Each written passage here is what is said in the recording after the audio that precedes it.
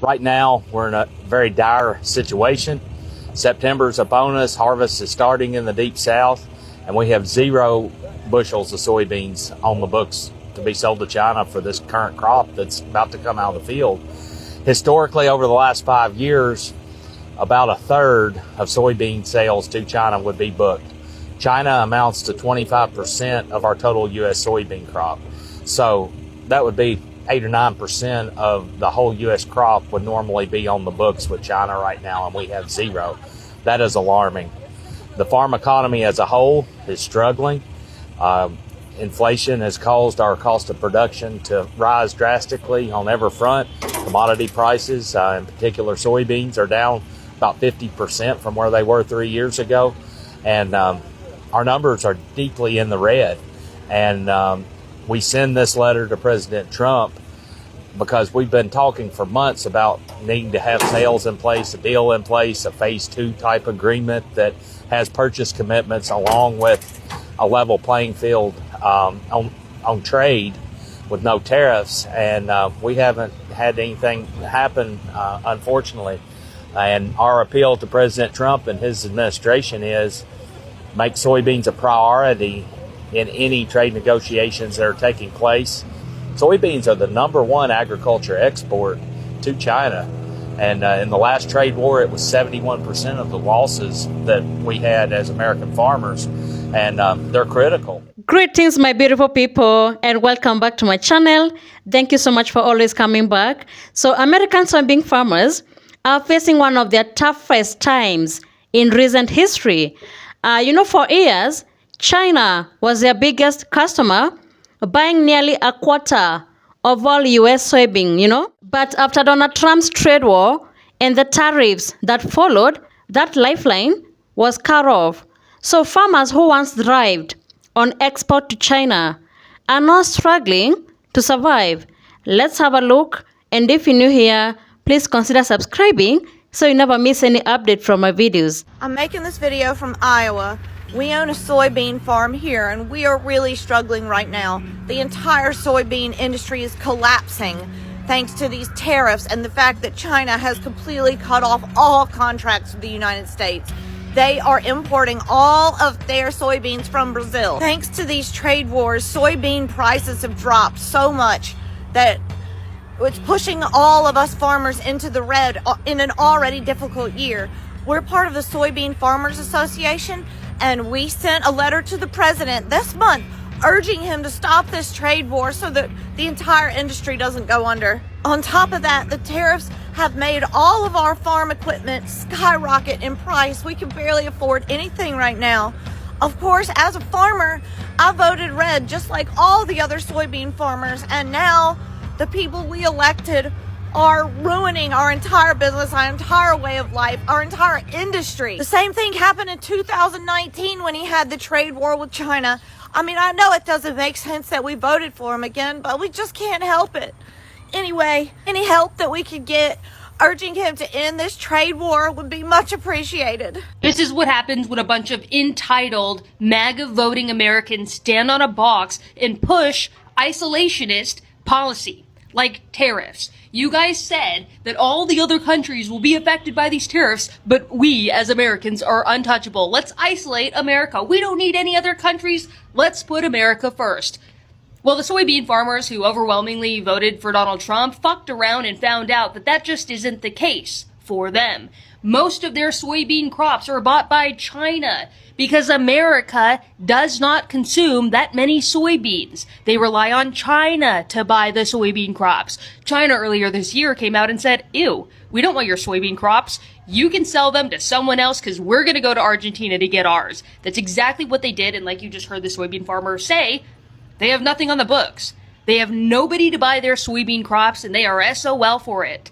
I don't know, maybe you should have put America first and grown corn. You should have switched to corn, I guess. You chose to grow soybeans, which just quite simply, I guess, is not putting America first. You should have chosen potatoes. If you wanted to go full isolationist and vote for a man who wanted to isolate us and, throw away our relationships with foreign nations, that's what you chose. And now no one wants to buy your crops. Crops that you grew knowing that they needed to be exported, yet voted for Trump anyways. Classic. America's soybean farmers are in a world of hurt. They're going to lose their farms and their livelihoods, and they did it to themselves. And now they are begging, pleading, oh, help us. We punished ourselves because we thought Donald Trump was only going to hurt the right people, not us. We thought Donald Trump was going to hurt women and black people and Latinos and immigrants and the homeless and LGBTQ. We never thought Donald Trump would hurt us, even though Donald Trump told us on the campaign trail that he was going to raise tariffs, even though Project 2025 explicitly lays out the tariff plan and the plan to bankrupt soybean farmers all across America so that they can buy their land for cheap. Oh, yeah. And Vice President J.D. Vance owns part of an app to help buy up the bankrupt land. Come on, get real. You were either willfully ignorant, dumb, or both, America's soybean farmers. What I don't hear is contrition. I don't hear the man who was on MSNBC this morning, Scott Brown from Arkansas, soybean farmer, who's going to lose it all. I didn't hear him say, I made a mistake. I didn't hear him say, really, I knew, but I just thought it would turn out different because. He didn't say, I'm going to do something different now. He didn't say, I'm going to vote against Trump. He didn't say he was even going to start voting in his own self-interest. He's just begging for a bailout because that's what we've been doing for 100 plus years in America is bailing out our farmers. They don't deserve it. They don't need it. They can live with their decision. They can also come to the right side and they can admit that they made a mistake and they can admit that racism is expensive and they can admit that they're not going to be racist and bigots anymore and that they're going to put not just their self-interest, but everybody's self-interest ahead of Donald Trump's and MAGA's and Heritage Foundation's. But can they do it? Will they do it? Because the rest of us are waiting for them. We are here open and willing for them to take the right step and to show their humanity. No fear, only love. $2.4 billion. What if I told you that because of the trade war with China, totally unprovoked by China, that North Dakota is going to lose $2.4 billion in soybean sales alone in 2025. They have $0 in sales. Yes, North Dakota is a red state. Yes, North Dakota farmers voted for Trump not once, not twice, but 3 times. $2.4 billion. And guess what? It gets worse. China has moved on to other countries buying soybeans, and they have deals that are 4, 5, 10 years. $2.4 billion is going to be devastating to North Dakota and to the United States as a whole. Every day I am posting billions and billions of dollars in loss because of the trade war, because of tariffs, because of Trump. He is ruining our economy every day. Do you agree? Drop your comment below. MAGA soybean farmers across the southern United States are crying and complaining about the Chinese not buying our soybeans. What? The Chinese are not buying our soybeans because of Trump's tariffs, where they have in turn placed tariffs on our soybeans and made them so expensive that we can't sell soybeans to China, and China is one of the biggest buyers of soybeans in the world. What? Well, MAGA farmers, who did you vote for? MAGA farmers, we tried to tell you this would not be a pretty picture. MAGA farmers, you not remember back in 2018, 2017, and Trump had another tariff war with China, and the same thing happened? Well, did you not expect it to happen again? There was about a $15 or $16 billion bailout. Socialism for the farmers. Oh, it's okay for you all to get payments when Trump messes up the economy on soybeans and causes China to go to South America to buy soybeans, and it's a problem for you now, and you're crying about it, and you're not happy about it. Well, FAFO. You F around and you're going to find out. You did the same thing again. History under Trump repeats itself. We have the largest deficit increase under Trump before likewise the second largest one now. Tariff problems under Trump, and you had problems selling your crops in, same thing again. So when are you going to learn? What do y'all think? I think they don't need to bail them out. I think they need to play on the same field like the rest of us. They don't need to be bailed out. What do you all think? Can we just talk for a minute about the Arkansas soybean farmers? Arkansas voted 2/3 for Trump. Trump had promised to implement tariffs. Trump then implemented those tariffs. China has retaliated, and because our soybeans, the tariff war made our soybeans too expensive. They decided to buy their soybeans from Brazil, signed 20-year contracts with Brazil, and now for a generation, the Arkansas soybean farmers are screwed because they lost their biggest soybean customer. And they are demanding compensation. Demanding. I mean, I almost admire it. I almost admire the audacity. But they said they don't really like taking government handouts, but, you know, they really don't have a choice. And they are demanding that we compensate them.